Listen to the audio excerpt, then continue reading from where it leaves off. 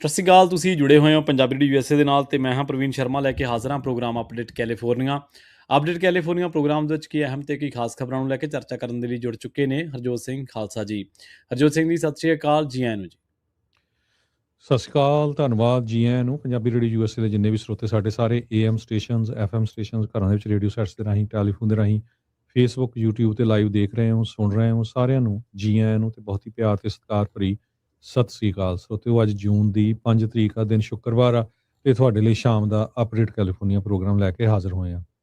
ਜੀ, update California programme ਨੂੰ sponsor ਕਰਦੇ ਨੇ ਖਾਲਸਾ ਇੰਸ਼ੋਰੈਂਸ ਏਜੰਸੀ ਵਾਲੇ, ਜਿਨ੍ਹਾਂ ਤੋਂ ਤੁਸੀਂ ਹਰ ਤਰੀਕੇ ਦੀ ਇੰਸ਼ੋਰੈਂਸ ਲੈ ਸਕਦੇ ਹੋ।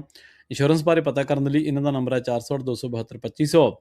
ਇਹ 1992 ਤੋਂ ਲਗਾਤਾਰ ਇੰਸ਼ੋਰੈਂਸ ਬਿਜ਼ਨਸ ਦੇ ਵਿੱਚ ਸ਼ਾਨਦਾਰ ਸੇਵਾਵਾਂ ਦੇ ਰਹੇ ਨੇ ਤੇ ਅਮਰੀਕਾ ਭਰ ਦੇ ਵਿੱਚ ਇੰਸ਼ੋਰੈਂਸ ਕਰਦੇ ਨੇ। ਓਬਾਮਾ ਕੇਅਰ, ਮੈਡੀਕੇਅਰ ਜਾਂ ਫਿਰ ਕਵਰਡ ਕੈਲੀਫੋਰਨੀਆ ਬਾਬਤ ਪਾਲਿਸੀ ਕਰਵਾਉਣ ਦੇ ਲਈ, ਸਲਾਹ ਲੈਣ ਦੇ ਲਈ ਅੱਜ ਹੀ ਕਾਲ ਕਰੋ 408-272-2500 ਤੇ। ਟਰਕੀਅਨ ਇਮੀਗ੍ਰੇਸ਼ਨ ਲਾਅ ਫਰਮ ਵਾਲੇ, ਜੇ ਟਰਕੀਅਨ ਟੋਰਨੀ ਟਰਕੀਅਨ ਦੇ ਨਾਲ ਤੁਸੀਂ US ਇਮੀਗ੍ਰੇਸ਼ਨ ਬਾਬਤ ਕੋਈ ਵੀ ਸਲਾਹ ਕਰਨੀ ਹੈ ਤੇ ਇਹਨਾਂ ਦਾ ਨੰਬਰ ਹੈ 415909-0503।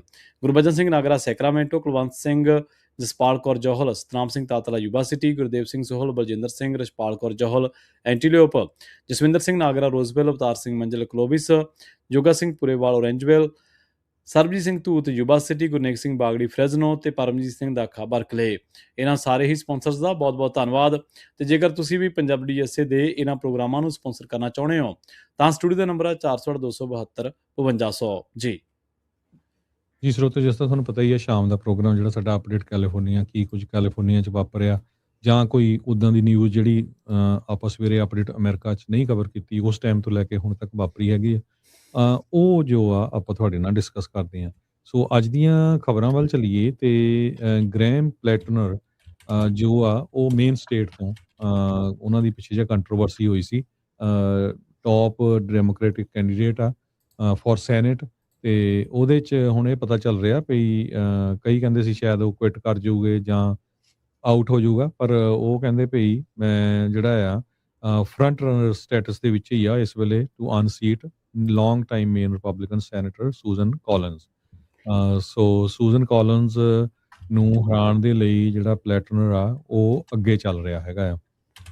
ਸੋ ਜੇ ਡੈਮੋਕ੍ਰੇਟਸ ਨੇ ਵਿਨ ਕਰਨੀ ਆ ਸੈਨੇਟ ਦੀ ਸੀਟ, ਸੈਨੇਟ ਦੇ ਵਿੱਚ ਉਹਨਾਂ ਨੇ ਆਪਣਾ ਕੰਟਰੋਲ ਲੈਣਾ ਆ ਤੇ ਉਹਨਾਂ ਨੂੰ ਇਹ ਸੀਟ ਜਿੱਤਣੀ ਜਿਹੜੀ ਆ ਬਹੁਤ ਜ਼ਰੂਰੀ ਆ। ਹਾਲਾਂਕਿ Susan Collins most of the time Trump ਉਹਨਾਂ ਦੇ ਅਗੇਂਸਟ ਹੀ ਜਿਹੜੀ ਆ ਵੋਟ ਪਾਉਂਦੀ ਹੈਗੀ ਆ। ਸੋ ਹੁਣ ਦੇਖਦੇ ਆ, ਨਿਊਯਾਰਕ ਟਾਈਮ ਨੇ ਵੀ ਆਰਟੀਕਲ ਲਿਖਿਆ ਇਸ ਸੰਬੰਧ ਦੇ ਵਿੱਚ ਭਈ ਜਿਹੜਾ ਪਲੈਟਨਰ ਆ ਇਹਦੇ ਚਾਂਸ ਕਾਫੀ ਜਿਹੜੇ ਜਿੱਤਣ ਦੇ ਲੱਗਦੇ ਹੈਗੇ। ਜੀ, ਅਗਲੀ ਜਿਹੜੀ ਖਬਰ ਆ ਉਹ ਜਿਵੇਂ ਆਪਾਂ ਪਹਿਲਾਂ ਵੀ ਇੱਕ ਦਿਨ ਚਰਚਾ ਕੀਤੀ ਸੀ, ਕੈਲੀਫੋਰਨੀਆ ਦੇ ਵਿੱਚ ਜਿਹੜੀਆਂ ਫਲਾਈਟਸ ਜਿਹੜੀਆਂ ਨੇ ਉਹ ਲਗਾਤਾਰ ਜਾਂ ਤਾਂ ਕਹਿ ਲਈਏ ਵੀ ਬੰਦ ਹੋ ਰਹੀਆਂ ਨੇ ਜਾਂ ਕਈ ਏਅਰਲਾਈਨਸ ਨੇ ਘਟਾਤੀਆਂ ਨੇ। ਹੁਣ ਅਮਰੀਕਨ ਏਅਰਲਾਈਨਸ ਦੇ ਨਾਲ ਸੰਬੰਧਿਤ ਇੱਕ ਖਬਰ ਆ ਰਹੀ ਹੈ ਵੀ ਲਾਸ ਐਂਜਲਸ ਇੰਟਰਨੈਸ਼ਨਲ ਏਅਰਪੋਰਟ ਤੋਂ ਅਮਰੀਕਨ ਏਅਰਲਾਈਨ ਨੇ ਵੀ ਉਡਾਣਾਂ ਜਿਹੜੀਆਂ ਨੇ ਰੱਦ ਕਰ ਦਿੱਤੀਆਂ ਨੇ। ਏਅਰਲਾਈਨ ਨੇ ਇਸ ਗਰਮੀ ਦੇ ਸੀਜ਼ਨ ਅਗਸਤ ਅਤੇ ਸਤੰਬਰ ਦੇ ਦੌਰਾਨ ਲਾਸ ਐਂਜਲਸ ਇੰਟਰਨੈਸ਼ਨਲ ਏਅਰਪੋਰਟ, ਜਿਹਨੂੰ ਆਪਾਂ LAX ਵੀ ਕਹਿ ਦਿੰਦੇ ਹਾਂ, ਉਹਦੇ ਤੋਂ ਕਈ ਸ਼ਹਿਰਾਂ ਦੇ ਲਈ ਜਿਹੜੀਆਂ ਸਿੱਧੀਆਂ ਉਡਾਣਾਂ ਸੀ ਉਹਨਾਂ ਨੂੰ ਸਥਾਈ ਤੌਰ ਤੇ ਮੁਅੱਤਲ ਕੀਤਾ ਹੈ। ਲਾਸ ਐਂਜਲਸ ਤੋਂ ਕਲੀਵਲੈਂਡ, ਕੋਲੰਬਸ, ਪਿਟਸਬਰਗ, ਵਾਸ਼ਿੰਗਟਨ, ਡੈਲਸ ਦੇ ਲਈ ਸਿੱਧੀਆਂ ਉਡਾਣਾਂ ਜਿਹੜੀਆਂ ਪ੍ਰਭਾਵਿਤ ਹੋਣਗੀਆਂ, ਹਾਲਾਂਕਿ ਪੂਰੀ ਤਰ੍ਹਾਂ ਰੂਟੇ ਬੰਦ ਨਹੀਂ ਕੀਤੇ ਗਏ। ਮੁਸਾਫਰ ਜਿਹੜੇ ਨੇ ਕਨੈਕਟਿੰਗ ਫਲਾਈਟਾਂ ਦੇ ਰਾਹੀਂ ਇਹਨਾਂ ਸ਼ਹਿਰਾਂ ਤੱਕ ਜਾ ਸਕਣਗੇ। ਤੇਲ ਦੀਆਂ ਵੱਧਦੀਆਂ ਕੀਮਤਾਂ ਕਰਕੇ ਜਿਹੜਾ ਇਹ ਫੈਸਲਾ ਉਹ ਲਿਆ ਗਿਆ। ਈਰਾਨ ਦੇ ਨਾਲ ਜਿਹੜਾ ਟਕਰਾਅ ਚੱਲ ਰਿਹਾ ਉਹਦੇ ਕਰਕੇ ਕੱਚੇ ਤੇਲ ਦੀ ਸਪਲਾਈ ਪ੍ਰਭਾਵਿਤ ਹੋਈ ਹੈ ਤੇ ਜਿਹੜੀਆਂ ਜੈਟ ਫਿਊਲ ਆ ਉਹ ਤਕਰੀਬਨ ਇਸ ਵੇਲੇ 40% ਤੋਂ ਵੱਧ ਜਿਹੜਾ ਉਹਦੇ ਵਿੱਚ ਆਪਾਂ ਤਾਂ ਕਹਿ ਸਕਦੇ ਹਾਂ ਕਿ ਉਹਦੀ ਜਿਹੜੀ ਕੀਮਤ ਆ ਉਹ ਵੱਧ ਚੁੱਕੀ ਆ। ਤੇ ਕੈਲੀਫੋਰਨੀਆ ਦੀ ਜਿਹੜੀ ਭੂਗੋਲਿਕ ਸਥਿਤੀ ਹੈ, ਯੂਨਾਈਟਿਡ ਏਅਰਲਾਈਨਸ ਦੇ CEO ਦੇ ਮੁਤਾਬਕ ਪੱਛਮੀ ਤੱਟ ਜਾਂ ਵੈਸਟ ਕੋਸਟ ਦੇ ਦੇਸ਼ ਦੇ ਬਾਕੀ ਹਿੱਸਿਆਂ ਦੇ ਨਾਲ ਪਾਈਪਲਾਈਨਾਂ ਦੇ ਨਾਲ ਨਹੀਂ ਜੁੜਿਆ ਹੋਇਆ। ਇਸ ਲਈ ਇੱਥੇ ਸਮੁੰਦਰੀ ਤੇਲ ਜਿਹੜਾ ਉਹ ਜਹਾਜ਼ਾਂ ਦੇ ਰਾਹੀਂ ਲਿਆਉਣਾ ਪੈਂਦਾ, ਜਿਸ ਕਰਕੇ ਤੇਲ ਦੀ ਸਪਲਾਈ ਘਟਣ ਤੇ ਕੀਮਤਾਂ ਸਭ ਤੋਂ ਤੇਜ਼ੀ ਦੇ ਨਾਲ ਵੱਧਦੀਆਂ ਨੇ। ਕੈਲੀਫੋਰਨੀਆ ਦਾ ਜਿਹੜਾ ਜੈਟ ਫਿਊਲ ਸਟਾਕ ਆ ਪਿਛਲੇ 2 ਸਾਲਾਂ ਦੇ ਸਭ ਤੋਂ ਹੇਠਲੇ ਪੱਧਰ ਤੇ ਇਸ ਟਾਈਮ ਪਹੁੰਚ ਚੁੱਕਿਆ। ਸੋ ਹੋਰ ਏਅਰਲਾਈਨਾਂ ਤੇ ਸਿਰਫ ਅਮਰੀਕਨ ਏਅਰਲਾਈਨ ਨਹੀਂ, ਹੋਰ ਕੰਪਨੀਆਂ ਨੇ ਵੀ ਅਜਿਹੇ ਕਦਮ ਚੁੱਕੇ ਨੇ, ਜਿਵੇਂ ਨਾਰਥ ਐਟਲਾਂਟਿਕ ਏਅਰਵੇਜ਼ ਜਿਹਦੇ ਬਾਰੇ ਆਪਾਂ ਖਬਰ ਵੀ ਕੀਤੀ ਸੀਗੀ। ਇਸੇ ਤਰ੍ਹਾਂ ਅਲੀਜੈਂਟ ਏਅਰਲਾਈਨਸ, ਇਸ ਕੰਪਨੀ ਨੇ ਜਨਵਰੀ ਦੇ ਵਿੱਚ ਹੀ ਆਪਣਾ ਜਿਹੜਾ ਕੰਮਕਾਰ ਆ ਉਹ ਘਟਾ ਦਿੱਤਾ ਸੀਗਾ ਤੇ ਮੁਸਾਫਰਾਂ ਕਰਕੇ ਜਿਹੜਾ ਮੁਸਾਫਰਾਂ ਤੇ ਅਸਰ ਹੈ, ਜੇਕਰ ਉਹਦੀ ਗੱਲ ਕਰੀਏ ਤਾਂ ਤੇਲ ਦੀਆਂ ਵੱਧਦੀਆਂ ਕੀਮਤਾਂ ਕਰਕੇ ਹਵਾਈ ਕਿਰਾਏ ਲਗਾਤਾਰ ਮਹਿੰਗੇ ਹੋ ਰਹੇ ਨੇ। ਏਅਰਲਾਈਨਾਂ ਜਿਹੜੀਆਂ ਤੇਲ ਦੇ ਖਰਚੇ ਨੂੰ ਪੂਰਾ ਕਰਨ ਦੇ ਲਈ ਜਿਹੜੇ ਬੈਗੇਜ ਸਰਚਾਰਜ ਆ, ਸਮਾਨ ਤੇ ਵਾਧੂ ਫੀਸ, ਉਹ ਵੀ ਹੁਣ ਧੜਾ ਲਗਾ ਰਹੀਆਂ ਨੇ। ਸੋ ਇਸ ਟਾਈਮ ਅਮਰੀਕਨ ਏਅਰਲਾਈਨ ਵੀ ਉਹਨਾਂ ਏਅਰਲਾਈਨਸ ਦੇ ਵਿੱਚ ਸ਼ੁਮਾਰ ਹੋ ਚੁੱਕੀ ਹੈ ਜਿਨ੍ਹਾਂ ਨੇ ਲਾਸ ਐਂਜਲਸ 에ਅਰਪੋਰਟ ਤੋਂ ਜਿਹੜੀਆਂ ਕਨੈਕਟਿੰਗ ਫਲਾਈਟਾਂ ਸ਼ੁਰੂ ਕੀਤੀਆਂ ਨੇ, ਤੇ ਜਿਹੜੀਆਂ ਸਿੱਧੀਆਂ ਉਡਾਣਾਂ ਨੇ, ਖਾਸ ਤੌਰ ਤੇ ਜੇਕਰ ਗੱਲ ਕਰੀਏ ਆਪਾਂ ਕੋਲੰਬਸ ਦੇ ਲਈ, ਕਲੀਵਲੈਂਡ ਦੇ ਲਈ, ਪਿਟਸਬਰਗ ਦੇ ਲਈ ਤੇ ਵਾਸ਼ਿੰਗਟਨ ਡੈਲਸ ਦੇ ਲਈ, ਉਹ ਬੰਦ ਕਰ ਦਿੱਤੀਆਂ ਨੇ ਜਾਂ ਫਿਰ ਘਟਾ ਦਿੱਤੀਆਂ ਨੇ ਜੀ। ਅਗਲੀ ਖਬਰ ਵੱਲ ਚਲੀਏ। ਜਿਹੜੇ ਯੂਕਰੇਨ ਦੇ ਪ੍ਰੈਜ਼ੀਡੈਂਟ ਵਲਾਡੀਮੀਰ ਜ਼ੈਲੈਂਸਕੀ ਆ, ਉਹਨਾਂ ਨੇ ਇੱਕ ਬੜਾ ਜਿਹੜਾ ਖਾਤਾ ਜੀ ਬੜਾ ਡੂੰਘੀ ਸੋਚ ਵਾਲਾ ਉਹ ਰਸ਼ੀਆ ਦੇ ਪ੍ਰੈਜ਼ੀਡੈਂਟ ਪੂਟਨ ਉਹਨਾਂ ਨੂੰ ਲਿਖਿਆ ਹੈ। ਉਸ ਜੀ ਖਾਤੇ ਦੇ ਵਿੱਚ ਉਹਨਾਂ ਨੇ ਲਿਖਿਆ ਵੀ ਹੁਣ ਤੁਸੀਂ ਮਹਾਰਾਜ ਬੁੱਢੇ ਹੋ ਰਹੇ ਆ, 26 ਸਾਲਾਂ ਤੋਂ ਤੁਸੀਂ ਰੂਲ ਕਰ ਰਹੇ ਆ ਰਸ਼ੀਆ ਨੂੰ, ਤੇ ਹੁਣ ਹੂੰ ਤੁਸੀਂ ਹੂੰ ਜੰਗ ਤਾਂ ਹੋਣਾ ਨਹੀਂ। ਪਲੱਸ ਆਪਾਂ ਦੋਨਾਂ ਮੁਲਕਾਂ ਨੇ ਬਹੁਤ ਸਾਰੇ ਆਪਣੇ ਫੌਜੀ ਗਵਾ ਲਏ ਆ ਇਸ ਜੰਗ ਦੇ ਵਿੱਚ, ਤੇ ਇਸ ਜੰਗ ਨੂੰ ਖਤਮ ਕਰੀਏ ਤੇ ਆਪਾਂ ਇੱਕ ਦੂਜੇ ਨਾਲ ਬੈਠ ਕੇ ਜਿਹੜੀ ਗੱਲਬਾਤ ਕਰ ਲਈਏ। ਜੀ ਸੋ ਜਿਹੜੇ ਐਕਸਪਰਟਸ ਆ, ਉਹਨਾਂ ਨੇ ਇਹ ਕਿਹਾ ਆ ਵੀ ਇਹ ਇੱਕ ਬੜਾ ਨਵਾਂ ਜਿਹੜਾ ਆਈਡੀਆ ਆ ਉਹ ਯੂਕਰੇਨ ਦਾ ਪ੍ਰੈਜ਼ੀਡੈਂਟ ਲੈ ਕੇ ਆਇਆ, ਜਿਨ੍ਹਾਂ ਨੇ ਸਿੱਧੀ ਲੈਟਰ ਰਸ਼ੀਆ ਦੇ ਪ੍ਰੈਜ਼ੀਡੈਂਟ ਨੂੰ ਲਿਖੀ ਹੈਗੀ ਆ। ਉਸ ਤੋਂ ਬਾਅਦ ਰਸ਼ੀਆ ਦੇ ਪ੍ਰੈਜ਼ੀਡੈਂਟ ਵਲਾਡੀਮੀਰ ਪੂਟਨ ਨੇ ਇਹ ਕਿਹਾ ਵੀ ਮੈਨੂੰ ਤਾਂ ਕੋਈ ਰੀਜ਼ਨ ਹੀ ਨਹੀਂ ਲੱਗਦਾ ਵੀ ਮੈਂ ਕਾਹਤੇ ਨਾ ਹੂੰ ਹੂੰ ਵਲਾਡੀਮੀਰ ਜ਼ੈਲੈਂਸਕੀ ਨੂੰ ਮਿਲਾਂ। ਤੇ ਕਹਿੰਦੇ ਵੀ ਹਾਂ ਅਸੀਂ ਰੈਡੀ ਹਾਂ ਫੇਸ ਟੂ ਜੀ ਫੇਸ ਟਾਕ ਕਰਨ ਦੇ ਲਈ, ਤੇ ਤਾਂ ਕਿ ਜਿਹੜੀ ਜੰਗ ਆ ਉਸ ਨੂੰ ਖਤਮ ਕੀਤਾ ਜਾ ਸਕੇ। ਸੋ ਪੂਟਨ ਨੇ ਕਿਹਾ ਨੋ ਪੁਆਇੰਟ ਇਨ ਮੀਟਿੰਗ ਜ਼ੈਲੈਂਸਕੀ। ਸੋ ਉਹ ਕਹਿੰਦੇ ਬਈ ਐਕਸਪਰਟਸ ਜਿਹੜੇ ਆ ਉਹਨਾਂ ਨੂੰ ਵਰਕ ਕਰਨ ਦਿਓ ਤੇ ਵਰਕ ਸਮਥਿੰਗ ਆਊਟ, ਤੇ ਉਹ ਤੋਂ ਬਾਅਦ ਪਹਿਲਾਂ ਆਪਾਂ ਮੀਟ ਕਰ ਲੈਂਦੇ ਹੈਗੇ ਆ। ਟਰੰਪ ਉਹਨਾਂ ਨੇ ਇਹ ਕਿਹਾ ਵੀ ਇਹ ਬਹੁਤ ਵਧੀਆ ਹੋਊਗਾ ਜੇ ਪੂਟਨ ਤੇ ਜ਼ੈਲੈਂਸਕੀ ਦੋਨੋਂ ਮਿਲਦੇ ਹੈਗੇ ਆ। ਦੋਨੋਂ ਜਿਹੜੇ ਆ ਵੈਰਿੰਗ ਸਾਈਡਸ ਹੈਗੇ ਆ, ਤੇ ਯੂਐਸ ਫੋਕਸ ਕਰੂਗਾ ਮਿਡਲ ਈਸਟ ਦੇ ਵਿੱਚ। ਜੇ ਜ਼ੈਲੈਂਸਕੀ ਤੇ ਜਿਹੜੇ ਰਸ਼ੀਆ ਆ ਉਹ ਆਪਸ ਦੇ ਵਿੱਚ ਗੱਲਬਾਤ ਕਰਕੇ ਜਿਹੜਾ ਆ ਸਮਝੌਤਾ ਕਰਕੇ ਇਸ ਜੰਗ ਨੂੰ ਖਤਮ ਕਰ ਲੈਣ। ਫਰਾਂਸ ਦੇ ਪ੍ਰੈਜ਼ੀਡੈਂਟ ਐਮੈਨੂਅਲ ਮੈਕਰਨ, ਬ੍ਰਿਟਿਸ਼ ਦੇ ਪ੍ਰਾਈਮ ਮਿਨਿਸਟਰ ਕੀਅਰ ਸਟੈਮਰ, ਜਰਮਨ ਦੀ ਚਾਂਸਲਰ ਜੋ ਹੈਗੇ ਫਰੈਡਰਿਚ ਮਰਜ਼, ਉਹਨਾਂ ਨੇ ਇਹ ਕਿਹਾ ਵੀ ਜ਼ੈਲੈਂਸਕੀ ਦੇ ਨਾਲ ਗੱਲ ਕਰਨੀ ਵਧੀਆ ਆ, ਲੰਡਨ ਦੇ ਵਿੱਚ ਗੱਲ ਕਰ ਸਕਦੇ ਹੈਗੇ ਆ। ਇਰਾਨ ਵਾਰ ਦੇ ਸੰਬੰਧ ਦੇ ਵਿੱਚ ਪੂਟਨ ਨੇ ਇਹ ਕਿਹਾ ਵੀ ਰਸ਼ੀਆ ਕੋਈ ਕੰਟੈਕਟ ਦੇ ਵਿੱਚ ਨਹੀਂ ਹੈਗਾ ਇਸਲਾਮਿਕ ਰਿਪਬਲਿਕ ਦੇ, as well as US and Israel. So ਜੀ ਰਸ਼ੀਆ ਕਹਿੰਦੇ ਵੀ ਮੀਡੀਏਟ ਕਰਨ ਦੇ ਲਈ ਰੈਡੀ ਹੈਗਾ ਆ ਜੇ ਪੀਸ ਟਾਕ ਦੇ ਵਿੱਚ ਹੋ ਸਕਦੀ ਹੈਗੀ ਆ। ਸੋ ਲੱਗਦਾ ਜਿਸ ਹਿਸਾਬ ਦੇ ਨਾਲ ਯੂਕਰੇਨ ਨੂੰ ਲੱਗ ਰਿਹਾ ਆ ਵੀ ਹੁਣ ਅਮਰੀਕਾ ਵਾਲੇ ਮੇਰਾ ਜਿਹੜਾ ਸਾਥ ਚੱਜ ਨਾਲ ਨਹੀਂ ਦੇ ਰਹੇ ਹੈਗੇ, ਕਿਉਂਕਿ ਹੂੰ ਅਮਰੀਕਾ ਦੀ ਨਵੀਂ ਜੰਗ ਜਿਹੜੀ ਇਰਾਨ ਨਾਲ ਸ਼ੁਰੂ ਹੋ ਚੁੱਕੀ ਆ, ਤੇ ਲੱਗਦਾ ਹੋਊਗਾ ਜ਼ੈਲੈਂਸਕੀ ਨੂੰ ਵੀ ਠੀਕ ਆ, ਆਪਾਂ ਜਿਹੜਾ ਆ ਸਿੱਧੀ ਗੱਲਬਾਤ ਕਰਕੇ ਜਿਹੜਾ ਆ ਸਮਝੌਤਾ ਕਰ ਲਈਏ। ਬਿਲਕੁਲ ਜੀ, ਜੰਗਾਂ ਦੇ ਵਿੱਚ, ਸੰਘਰਸ਼ਾਂ ਦੇ ਵਿੱਚ ਕੋਈ ਨਾ ਕੋਈ ਤਾਂ ਫੇਜ਼ ਇਹੋ ਜਿਹਾ ਆ ਹੀ ਜਾਂਦਾ ਹਰਜੋਤ ਸਿੰਘ ਜੀ, ਜਿਹਦੇ ਵਿੱਚ ਦੋਵੇਂ ਧਿਰਾਂ ਇਹ ਸੋਚਦੀਆਂ ਨੇ ਵੀ ਹੁਣ ਨੁਕਸਾਨ ਹੋਰ ਕਰਾਉਣਾ ਜਾਇਜ਼ ਨਹੀਂਗਾ, ਤੇ ਅਖੀਰ ਨੂੰ ਗੱਲ ਟੇਬਲ ਟਾਕ 'ਤੇ ਹੀ ਆ ਕੇ ਨਿਬੜਦੀ ਹੈ। ਜੰਗ ਦੇ ਮੈਦਾਨ 'ਚ ਕਦੇ ਵੀ ਨਹੀਂ ਨਿਬੜੀ, ਕਿਸੇ ਵੀ ਜੰਗ ਦੀ ਨਹੀਂ ਨਿਬੜੀ, ਤੇ ਲੋਕ ਤਾਂ ਸ਼ੁਰੂ ਤੋਂ ਹੀ ਕਹਿ ਰਹੇ ਸੀਗੇ ਵੀ ਇਸ ਜੰਗ ਦਾ ਜਿਹੜਾ ਖਾਤਮਾ ਹੋਣਾ ਚਾਹੀਦਾ। ਇਸ ਜੰਗ ਤੋਂ ਬਾਅਦ ਤੇ ਕਰੋਨਾ ਤੋਂ ਬਾਅਦ ਦੁਨੀਆ ਦਾ ਮੁਹਾਂਦਰਾ ਬਹੁਤ ਤੇਜ਼ੀ ਦੇ ਨਾਲ ਬਦਲਿਆ, ਖਾਸ ਕਰਕੇ ਜੇਕਰ ਆਪਾਂ ਆਰਥਿਕਤਾ ਦੇ ਹਵਾਲੇ ਦੇ ਨਾਲ ਗੱਲ ਕੀਤੀ ਜਾਵੇ। ਇਸ ਵੇਲੇ ਦੀ ਇੱਕ ਵੱਡੀ ਖਬਰ ਫ੍ਰੈਜ਼ਨੋ ਤੋਂ ਆ ਰਹੀ ਹੈ। ਫ੍ਰੈਜ਼ਨੋ ਦੇ ਪੁਲਿਸ ਮੁਖੀ ਕਾਸਟੋ ਦੇ ਮੁਤਾਬਕ ਫ੍ਰੈਜ਼ਨੋ ਪੁਲਿਸ ਦੇ ਦੋ ਅਫਸਰਾਂ ਦੀ ਸ਼ਮੂਲੀਅਤ ਵਾਲੀ ਇੱਕ ਗੋਲੀਬਾਰੀ ਦੀ ਘਟਨਾ ਦੇ ਵਿੱਚ 42 ਸਾਲਾ ਇੱਕ ਬੰਦੇ ਦੀ ਮੌਤ ਹੋਣ ਬਾਰੇ ਪਤਾ ਲੱਗਿਆ। ਇਹ ਇੱਕ ਘਰੇਲੂ ਝਗੜੇ ਦੀ ਕਾਲ ਸੀਗੀ, ਜਿੱਥੇ ਇੱਕ ਪੁੱਤਰ ਜਿਹੜਾ ਬੰਦੂਕ ਲੈ ਕੇ, ਗਨ ਲੈ ਕੇ 11th ਸਟਰੀਟ ਤੇ ਬਰਨਜ਼ ਐਵੀਨਿਊ ਦੇ ਵਿੱਚ ਘਰ ਦੇ ਵਿੱਚ ਪਹੁੰਚਦਾ, ਤੇ ਹੁਣ ਪੁਲਿਸ ਨੇ ਉਸ ਤੋਂ ਬਾਅਦ ਸਾਊਥ ਈਸਟ ਫ੍ਰੈਜ਼ਨੋ ਤੇ 11th ਸਟਰੀਟ ਤੇ ਸੀਡਰ ਐਵੀਨਿਊ ਦੇ ਦੋਵੇਂ ਪਾਸੇ ਸੜਕਾਂ ਨੂੰ ਜਿਹੜਾ ਉਹ ਗਰੋਵ ਤੋਂ ਲੈ ਕੇ ਚਰਚ ਐਵੀਨਿਊ ਤੱਕ ਪੂਰੀ ਤਰ੍ਹਾਂ ਬੰਦ ਕਰ ਦਿੱਤਾ। ਲੋਕਾਂ ਦੇ ਲਈ ਅਪੀਲ ਕੀਤੀ ਹੈ ਵੀ ਆਪਣੇ ਘਰਾਂ ਦੇ ਵਿੱਚ ਰਹਿਣ ਤੇ ਕਿਸੇ ਵੀ ਇਸ ਇਲਾਕੇ ਵੱਲ ਨੂੰ ਨਾ ਜਾਣ, ਕਿਉਂਕਿ ਹਜੇ ਵੀ ਇਹ ਐਕਟਿਵ ਸੀਨ ਕਿਹਾ ਜਾ ਸਕਦਾ ਹੈ। ਤੇ ਕਲਵਾ ਐਲੀਮੈਂਟਰੀ ਸਕੂਲ ਜਿਹੜਾ ਉਹਨੂੰ ਸੁਰੱਖਿਆ ਵਜੋਂ ਜਿਹੜਾ ਲਾਕਡਾਊਨ ਤੇ ਰੱਖਿਆ ਗਿਆ ਸੀ, ਪਰ ਹੁਣ ਬੱਚਿਆਂ ਨੂੰ ਜਿਹੜੀ ਆ ਉਹ ਛੁੱਟੀ ਦੇ ਦਿੱਤੀ ਗਈ ਹੈ। ਜਿਹੜੀ ਤਾਜ਼ਾ ABC 13 ਇਸ ਵੇਲੇ ਰਿਪੋਰਟ ਕਰ ਰਿਹਾ ਕਿ ਇਹ ਘਟਨਾ ਹਾਲੇ ਵੀ ਐਕਟਿਵ ਸੀਨ ਹੈ, ਤੇ ਪੁਲਿਸ ਮੁਲਾਜ਼ਮਾਂ ਦੀ ਜਿਹੜੀ ਗੋਲੀ ਆ, ਕਹਿ ਸਕਦੇ ਹਾਂ ਕਿ ਉਹਦੇ ਵਿੱਚ ਇੱਕ 42 ਸਾਲਾ ਬੰਦੇ ਦੀ ਮੌਤ ਹੋਣ ਬਾਰੇ ਪਤਾ ਤਾਂ ਲੱਗਿਆ, ਪਰ ਹਾਲੇ ਤੱਕ ਇਸ ਬੰਦੇ ਦੀ ਜਿਹੜੀ ਆਇਡੈਂਟੀਟੀ ਆ ਉਹ ਰਿਲੀਜ਼ ਨਹੀਂ ਕੀਤੀ ਗਈ ਜੀ। ਅਗਲੀ ਖਬਰ ਵੀ ਫ੍ਰਿਜ਼ਨੋ ਤੋਂ ਆ ਰਹੀ ਹੈ। ਫ੍ਰਿਜ਼ਨੋ ਦੇ ਵਿੱਚ ਦੋ ਬਿਜ਼ਨੈਸਸ ਜਿਹੜੇ ਆ ਉਹਨਾਂ ਨੂੰ ਬਰਗਲਾਈਜ਼ ਕੀਤਾ ਗਿਆ ਆ, ਜੀ ਨਾਰਥ ਈਸਟ ਫ੍ਰਿਜ਼ਨੋ ਦੇ ਵਿੱਚ ਤੇ ਕਲੋਵਿਸ ਦੇ ਵਿੱਚ। ਉਹਨਾਂ ਚੋਂ ਇੱਕ JK ਲਿਕਰ ਆ ਨਾਰਥ ਈਸਟ ਫ੍ਰਿਜ਼ਨੋ ਦੇ ਵਿੱਚ। ਉੱਥੇ ਜੋ ਆ ਇਹ ਕਿਹਾ ਗਿਆ ਆ ਵੀ ਇਹ ਫੈਮਿਲੀ ਓਨਡ ਬਿਜ਼ਨਸ ਆ। ਫਰੰਟ ਡੋਰ ਨੂੰ ਤੋੜ ਕੇ ਜਿਹੜਾ ਆ ਉੱਥੋਂ ਸਮਾਨ ਚੱਕਿਆ ਗਿਆ। ਜਿਹੜੇ ਉਹਦੇ ਮੈਨੇਜਰ ਜਸਕਰਨ ਮਾਰਨ ਆ, ਉਹ ਦੱਸ ਰਹੇ ਹੈਗੇ ਆ, ਹਜੇ ਵੀ ਕਹਿੰਦੇ ਬੋਰਡ ਅਪ ਸੀਗਾ ਜੋ ਫਰੰਟ ਦਾ ਜਿਹੜਾ ਗਲਾਸ ਡੋਰ ਹੁੰਦਾ ਆ। ਉਹ ਕਹਿੰਦੇ ਵੀ ਇਹ ਸਾਡਾ ਸਮਾਲ ਬਿਜ਼ਨਸ ਆ, ਤੇ ਸਾਡੇ ਲਈ ਸਰਵਾਈਵ ਕਰਨਾ ਬੜਾ ਔਖਾ ਆ। ਜਿਹੜੇ ਲੋਕ ਇਦਾਂ ਦਾ ਕੰਮ ਕਰਦੇ ਆ ਉਹਦੇ ਨਾਲ ਜਿਹੜਾ ਸਮਾਲ ਬਿਜ਼ਨਸ ਆ ਉਹ ਬਹੁਤ ਜ਼ਿਆਦਾ ਹਰਟ ਹੁੰਦਾ ਹੈਗਾ ਆ। ਸੋ ਕਹਿੰਦੇ ਵੀ ਉਹਨਾਂ ਨੇ ਤੋੜ ਕੇ ਕੁਛ ਬੋਤਲਾਂ ਵੀ ਲੈ ਗਏ, ਕੈਸ਼ ਜੀ, ਰਜਿਸਟਰ ਲੈ ਗਏ, ਕਈ ਉਹਨਾਂ 'ਚ ਇਨਵੋਇਸਿਸ ਸੀਗੀਆਂ ਉਹ ਵੀ ਲੈ ਗਏ। ਤੇ ਜਿਹੜੀਆਂ ਸਟੋਲਨ ਆਈਟਮਸ ਆ ਉਹ ਇੱਕ ਕਾਰ ਦੇ ਵਿੱਚ ਲੋਡ ਕਰਕੇ ਉੱਥੋਂ ਲੈ ਕੇ ਉਹ ਭੱਜ ਗਏ। ਸੋ ਕਹਿੰਦੇ ਵੀ ਕੋਵਿਡ-19 ਤੋਂ ਪਹਿਲਾਂ ਵੀ ਸਟੋਰ ਜਿਹੜਾ ਆ ਇੱਦਾਂ ਇੱਕ ਵਾਰੀ ਲੁੱਟ ਹੋਇਆ ਸੀ। ਇਸੇ ਤਰ੍ਹਾਂ 1 ਮੀਲ ਪਰੇ ਸਪਿਰਿਟ ਮੇਡ ਕੇਕਸ ਜੋ ਵਿਲੋ ਐਵਨਿਊ ਤੇ ਆ ਕਲੌਸ਼ ਦੇ ਵਿੱਚ ਉਹ ਵੀ ਬਰਗਲਾਈਜ਼ਡ ਹੋਇਆ। ਉਹਦੇ ਓਨਰ ਜਿਹੜੇ ਆ ਵਰਟੀਨ ਗੈਰਾਬਟ, ਉਹਨਾਂ ਨੇ ਇਹ ਕਿਹਾ ਵੀ ਮੈਨੂੰ ਮਨੀ ਦਾ ਤਾਂ ਨਹੀਂ ਇੰਨਾ ਜ਼ਿਆਦਾ ਵਰੀ, ਪਰ EMPLOYEE ਦੀ ਸੇਫਟੀ ਦਾ ਹੈਗਾ ਆ। 5 ਵਜੇ ਤੜਕੇ ਸਟੋਰ ਤੋੜਿਆ, ਦੱਸੋ ਹੁਣ ਵੀ ਕੀ ਉਹ ਕੇਕ ਦਾ ਸਟੋਰ ਆ ਉੱਥੋਂ ਕੀ ਉਹਨੇ ਚੱਕ ਕੇ ਲੈ ਜਾਣਾ। ਹੂੰ, ਤੇ ਸਰਵੇਲੈਂਸ ਵੀਡੀਓਜ਼ ਜਿਹੜੇ ਆ ਉਹਦੇ 'ਚ ਪੂਰਾ ਸ਼ੋ ਹੋ ਰਿਹਾ ਵੀ ਕਿਸ ਤਰ੍ਹਾਂ ਜਿਹੜੇ ਉਹ ਕਰੋਬਾਰ ਲੈ ਕੇ ਆਏ ਤੇ ਕਿਸ ਤਰ੍ਹਾਂ ਉਹਨਾਂ ਨੇ ਤੋੜ ਕੇ ਜਿਹੜੇ ਰਜਿਸਟਰ ਵੀ ਲੈ ਗਏ, ਹੋਰ ਸਾਰਾ ਕੁਛ ਸਮਾਨ ਲੈ ਗਏ। ਸੋ ਜਿਹੜਾ ਛੋਟਾ ਬਿਜ਼ਨਸ ਆ ਉਹ ਬਹੁਤ ਜ਼ਿਆਦਾ ਹਰਟ ਹੋ ਰਿਹਾ ਹੈਗਾ। ਜਿਹੜੀ ਪੁਲਿਸ ਆ ਉਹਨਾਂ ਦੇ ਕੋਲ ਇੰਨੀ ਮੈਨ ਪਾਵਰ ਨਹੀਂ ਵੀ ਹਰ ਇੱਕ ਨੂੰ ਫੜਨ। ਹਾਲਾਂਕਿ ਪ੍ਰੋਪੋਜੀਸ਼ਨ 36 ਪਾਸ ਤਾਂ ਹੋ ਗਈ। ਪਹਿਲਾਂ ਗਵਰਨਰ ਜਿਹੜਾ ਹੈ ਕੈਲੀਫੋਰਨੀਆ ਦਾ ਸਾਈਨ ਹੀ ਨਹੀਂ ਕਰਦਾ ਸੀ, ਜਦੋਂ ਲੋਕਾਂ ਨੇ ਮੈਜੋਰਟੀ ਦੇ ਵਿੱਚ ਵੋਟ ਪਾ ਕੇ ਪਾਸ ਕਰਤੀ ਫਿਰ ਸਾਈਨ ਵੀ ਕਰਨੇ ਪਏ। ਪਰ ਹੁਣ ਉਹ ਫੰਡਿੰਗ ਨਹੀਂ ਦੇ ਰਿਹਾ ਗਾਹਾਂ ਪੁਲਿਸ ਵਾਲਿਆਂ ਨੂੰ।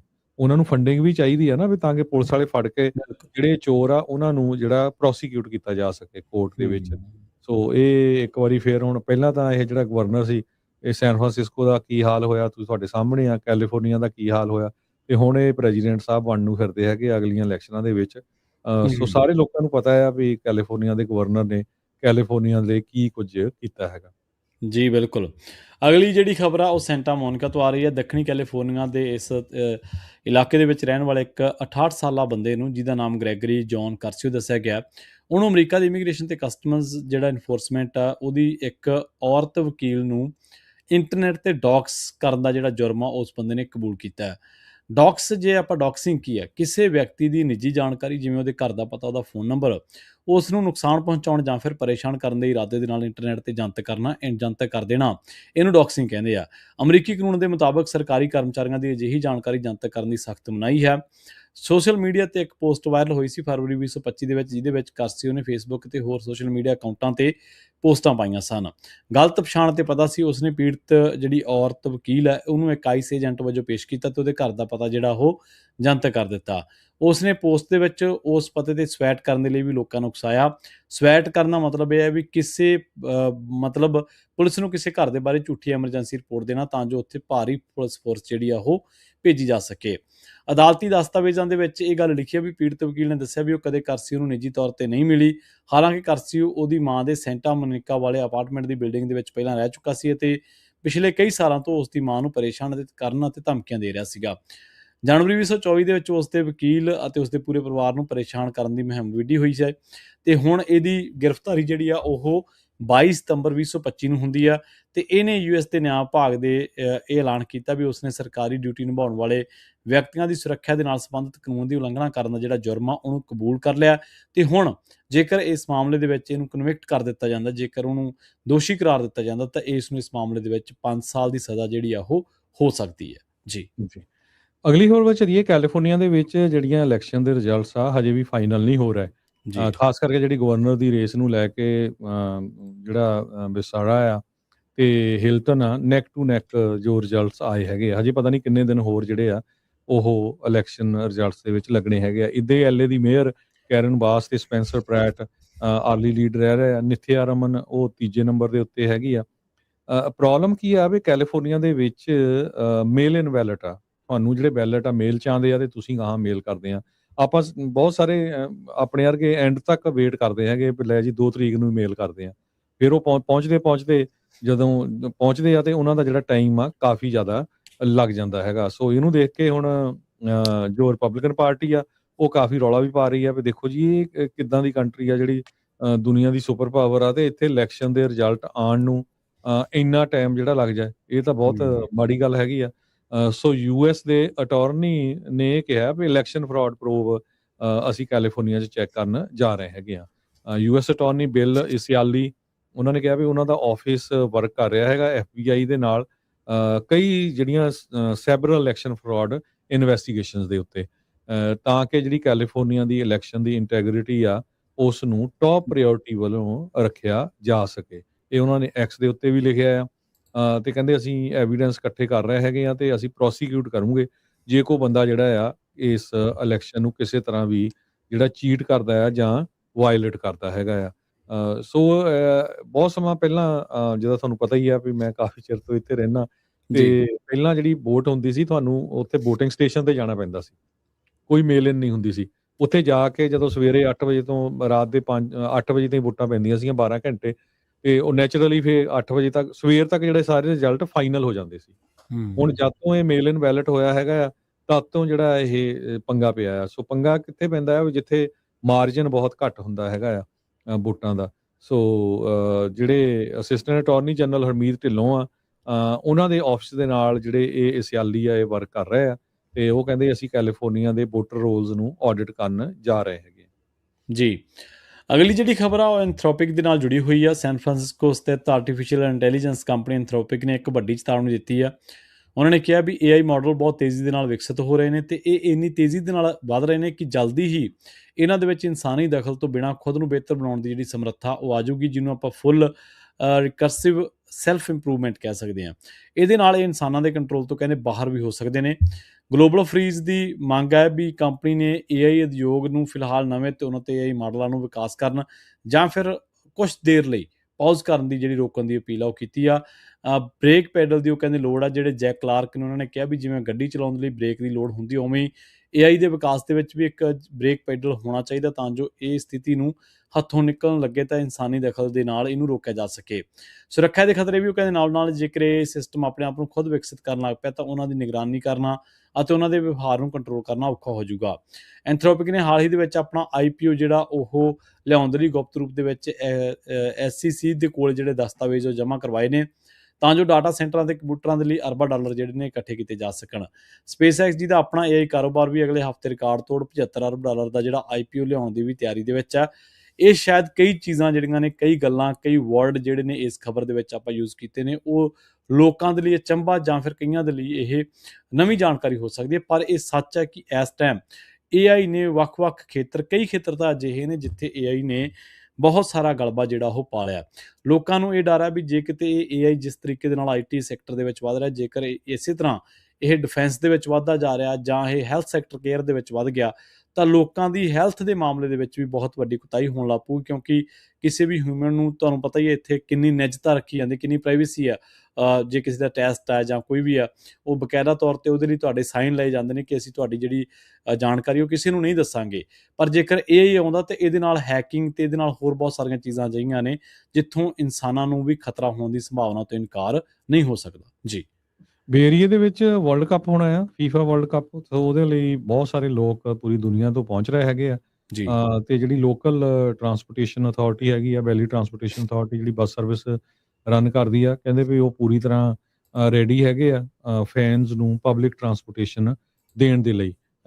ਅੱਜ ਇੰਟਰਨੈਸ਼ਨਲ ਕੌਂਸੂਲੇਟਸ ਨੇ ਇੱਕ ਟੀਮ ਅਪ ਕੀਤਾ ਸਾਊਥ ਵੇ ਟ੍ਰਾਂਜ਼ਿਟ ਏਜੰਸੀ ਦੇ ਨਾਲ ਤਾਂ ਜੀ। ਕਿ ਜਿਹੜੇ ਉਹਨਾਂ ਦੇ ਸਿਟੀਜ਼ਨ ਆ ਉਹ ਕਿਸ ਤਰ੍ਹਾਂ ਸੈਨ ਫਰਾਂਸਿਸਕੋ ਬੇ ਏਰੀਏ ਦੇ ਵਿੱਚ ਸਟੇਡੀਅਮ 'ਚ ਆ ਸਕਣ ਤੇ ਉਸ ਤੋਂ ਬਾਹਰ ਜਾ ਸਕਣ। ਸੋ ਕਹਿੰਦੇ ਵੀ ਡਿਮਾਂਡ ਕਾਫੀ ਆ। ਟ੍ਰਾਂਜ਼ਿਸਟ ਜਿਹੜੀ ਏਜੰਸੀ ਆ ਇਹ ਇਨਕਰੇਜ ਕਰ ਰਹੀ ਆ ਫੈਨਸ ਨੂੰ ਤੇ ਉਹਨਾਂ ਦੇ ਜਿਹੜੇ ਟ੍ਰਿਪ ਆ ਪਹਿਲਾਂ ਹੀ ਉਹ ਜਿਹੜੇ ਤਿਆਰ ਕਰ ਲੈਣ ਤੇ ਬੇ ਏਰੀਏ ਦੇ ਵਿੱਚ ਹੋਟਲਸ, ਮੋਟਲਸ ਉਹਨਾਂ ਦੇ ਰੈਂਟ ਵੀ ਬਹੁਤ ਜ਼ਿਆਦਾ ਵੱਧ ਗਏ ਹੈਗੇ ਆ ਆਉਣ ਵਾਲੇ 2 ਹਫ਼ਤਿਆਂ ਦੇ ਲਈ। ਜੀ। ਇਸੇ ਤਰ੍ਹਾਂ ਹੁਣ ਆਪਣਾ ਖਬਰਾਂ ਦਾ ਸਮਾਂ ਬੇਸ਼ੱਕ ਸਮਾਪਤੀ ਵਾਲਾ, ਪਰ ਜਾਂਦੇ ਜਾਂਦੇ ਕੈਲੀਫੋਰਨੀਆ ਦੀ ਇਕੋਨਮੀ ਬਾਰੇ ਇੱਕ ਖਬਰ ਜਿਹੜੀ ਕਰਦੇ ਚਲੇ ਗਏ। ਕਹਿੰਦੇ ਕਿ ਕੈਲੀਫੋਰਨੀਆ ਦੀ ਜਿਹੜੀ ਆਰਥਿਕਤਾ ਆਰਟੀਫਿਸ਼ੀਅਲ ਇੰਟੈਲੀਜੈਂਸ ਦੇ ਉਭਾਰ ਕਰਕੇ ਪੂਰੇ ਅਮਰੀਕਾ ਦੇ ਨਾਲ ਤੇਜ਼ੀ ਦੇ ਨਾਲ ਵੱਧ ਰਹੀ ਹੈ। ਪਰ ਇਸ ਦੇ ਬਾਵਜੂਦ ਇੱਥੇ ਜਿਹੜੀ ਬੇਰੁਜ਼ਗਾਰੀ ਹੈ ਉਹ ਵੀ ਲਗਾਤਾਰ ਵੱਧਦੀ ਜਾ ਰਹੀ ਹੈ ਤੇ ਰਹਿਣ ਸਹਿਣ ਦਾ ਖਰਚਾ ਇੰਨਾ ਜ਼ਿਆਦਾ ਹੋ ਗਿਆ ਵੀ ਅਫੋਰਡੇਬਿਲਿਟੀ ਤੋਂ ਬਾਹਰ ਹੁੰਦਾ ਜਾ ਰਿਹਾ। ਬੇਰੁਜ਼ਗਾਰੀ ਦੀ ਦਰ ਅਪ੍ਰੈਲ ਦੇ ਵਿੱਚ ਕੈਲੀਫੋਰਨੀਆ ਦੀ ਜਿਹੜੀ ਸੀਗੀ ਉਹ 5.3 ਸੀਗੀ, ਜੋ ਕਿ ਦੇਸ਼ ਦੀ ਔਸਤ ਨਾਲੋਂ ਲਗਭਗ 1% ਜ਼ਿਆਦਾ ਹੈ। UCLA ਐਂਡਰਸਨ ਫੋਰਕਾਸਟ ਦੇ ਮੁਤਾਬਕ ਇਸ ਸਾਲ ਦੇ ਅੰਤ ਤੱਕ ਇਹ ਵੱਧ ਕੇ 5.6 ਵੀ ਹੋ ਸਕਦੀ ਹੈ।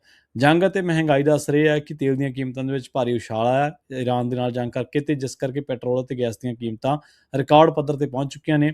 ਕੈਲੀਫੋਰਨੀਆ ਕਿਉਂਕਿ ਬਾਹਰੀ ਤੇਲ ਤੇ ਜ਼ਿਆਦਾ ਨਿਰਭਰ ਕਰਦਾ, ਇਸ ਲਈ ਇੱਥੇ ਮਹਿੰਗਾਈ ਦੀ ਮਾਰ ਸਭ ਤੋਂ ਜ਼ਿਆਦਾ ਪੈ ਰਹੀ ਹੈ। ਜੀ। ਜੀ। ਇਸੇ ਤਰ੍ਹਾਂ ਜੇ ਆਪਾਂ ਸਟਾਕ ਮਾਰਕੀਟ ਦੀ ਗੱਲ ਕਰਦੇ ਜਾਈਏ ਤੇ ਜਿਹੜਾ ਡਾਓ ਜੋਨ ਇੰਡਸਟਰੀਅਲ ਆ ਉਹ ਡਾਊਨ ਗਿਆ 1.35%, ਕਲੋਜ਼ ਹੋਇਆ 50,866.78 ਦੇ ਉੱਤੇ। S&P 500 ਇੰਡੈਕਸ ਡਾਊਨ ਗਿਆ 2.64% ਤੇ ਕਲੋਜ਼ ਹੋਇਆ 7383.74 ਦੇ ਉੱਤੇ।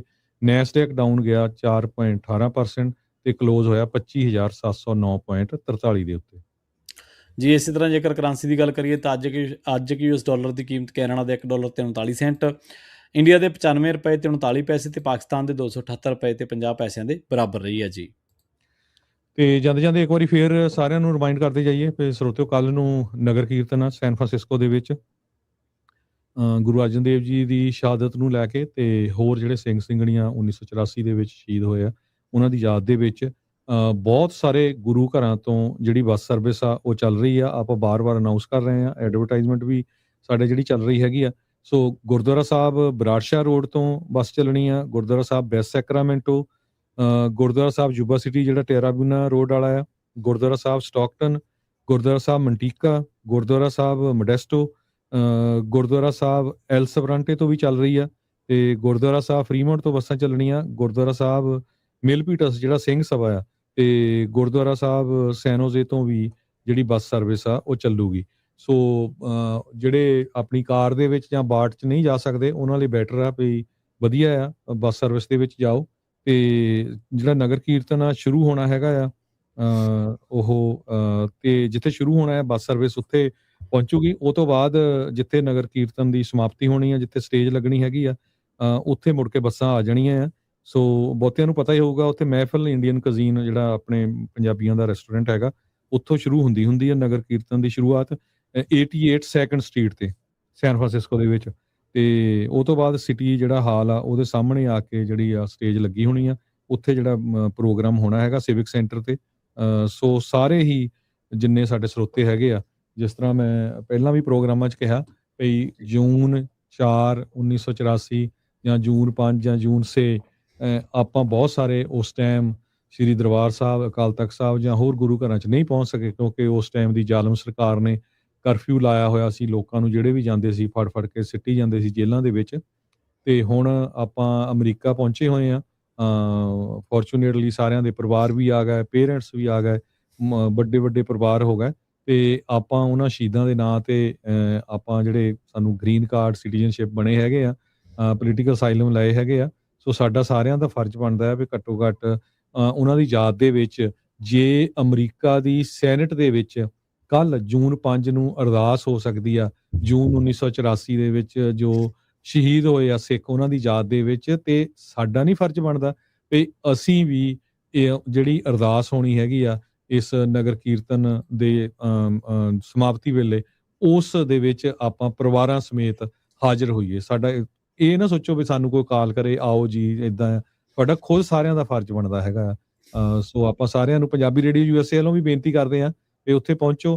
ਹਾਂ ਉਹ ਜ਼ਰੂਰ ਆ ਵੀ ਜਿਹੜੇ ਬਹੁਤ ਦੂਰ ਦੁਰੇਡੇ ਰਹਿੰਦੇ ਆ, ਹੋਰ ਸ਼ਹਿਰਾਂ ਦੇ ਵਿੱਚ ਰਹਿੰਦੇ ਆ, ਹੋਰ ਕੰਟਰੀਆਂ 'ਚ ਰਹਿੰਦੇ ਆ, ਜਾਂ ਕੋਈ ਬਿਮਾਰ ਆ ਨਹੀਂ ਪਹੁੰਚ ਸਕਦਾ, ਉਹਨਾਂ ਦੇ ਲਈ ਤੁਸੀਂ ਪੰਜਾਬੀ ਰੇਡੀਓ USA ਦੇ ਫੇਸਬੁੱਕ ਤੇ YouTube ਦੇ ਉੱਤੇ ਤੁਸੀਂ ਲਾਈਵ ਪ੍ਰੋਗਰਾਮ ਜਿਹੜਾ ਕੱਲ੍ਹ ਵਾਲਾ ਹੋਣਾ ਆ ਉਹ ਦੇਖ ਸਕੋਗੇ, ਪਿਕਚਰਸ ਵੀ ਸਾਰਾ ਕੁਛ। ਸੋ ਉਹ ਉੱਥੇ ਦੇਖ ਸਕਦੇ। ਪਰ ਜਿੰਨੇ ਕੁ ਹੈਗੇ ਆ ਹੁਣ ਬੇਕਰਸਫੀਲਡ ਤੋਂ ਲੈ ਕੇ ਜੁਬਾ ਸਿਟੀ ਤਾਈਂ ਸਾਰੀਆਂ ਜਿਹੜੀਆਂ ਸੰਗਤਾਂ ਹੈਗੀਆਂ ਆ, ਕੋਈ ਕੰਪਲੇਨ ਨਹੀਂ ਚਾਹੀਦੀ ਜੇ ਆਪਣੀ ਕਾਰ 'ਚ ਨਹੀਂ ਜਾ ਸਕਦੇ। ਤੇ ਹੁਣ ਜਿਹੜੀਆਂ ਬੱਸਾਂ ਆ, ਬੱਸ ਸਰਵਿਸ ਲੱਗੀ ਆ, ਉਹਨਾਂ ਦੇ ਆਪਾਂ ਲਿੰਕ ਵੀ ਪੰਜਾਬੀ ਰੇਡੀਓ USA ਦੀ ਫੇਸਬੁੱਕ ਤੇ ਪਾਇਆ। ਸੋ ਉਹਨਾਂ ਨੂੰ ਕਾਲ ਕਰਕੇ ਆਪਣਾ ਜਿਹੜੀ ਸੀਟ ਬੁੱਕ ਕਰਾ ਲਓ, ਕੋਈ ਪੈਸੇ ਚਾਰਜ ਨਹੀਂ, ਸਾਰਿਆਂ ਦੇ ਫ੍ਰੀ ਸਰਵਿਸ ਦਿੱਤੀ ਆ। ਤੇ ਸਾਰੇ ਜਣੇ ਜਿਹੜੇ ਆ ਸਵੇਰੇ ਪਹੁੰਚੋ, 10 ਵਜੇ ਨਗਰ ਕੀਰਤਨ ਦੀ ਸ਼ੁਰੂਆਤ ਹੋ ਜਾਣੀ ਆ ਤੇ ਮੇਰੇ ਖਿਆਲ ਨਾਲ 4 ਵਜੇ ਤੱਕ 3 ਵਜੇ ਤੱਕ ਸਮਾਪਤੀ ਹੋ ਜਾਣੀ ਹੈ। ਜੀ ਬਿਲਕੁਲ। ਸੋ ਇਸ ਦੇ ਨਾਲ ਹੀ ਪ੍ਰੋਗਰਾਮ ਅਪਡੇਟ ਕੈਲੀਫੋਰਨੀਆ ਨੂੰ ਆਪਾਂ ਇੱਥੇ ਹੀ ਸਮਾਪਤ ਕਰਾਂਗੇ। ਤੁਹਾਡਾ ਸਾਰਿਆਂ ਦਾ ਬਹੁਤ ਧੰਨਵਾਦ। ਸਤਿ ਸ਼੍ਰੀ ਅਕਾਲ। ਇਸੇ ਤਰ੍ਹਾਂ ਜੁੜੇ ਰਹੋ ਪੰਜਾਬੀ ਰੇਡੀਓ USA ਦੇ ਨਾਲ।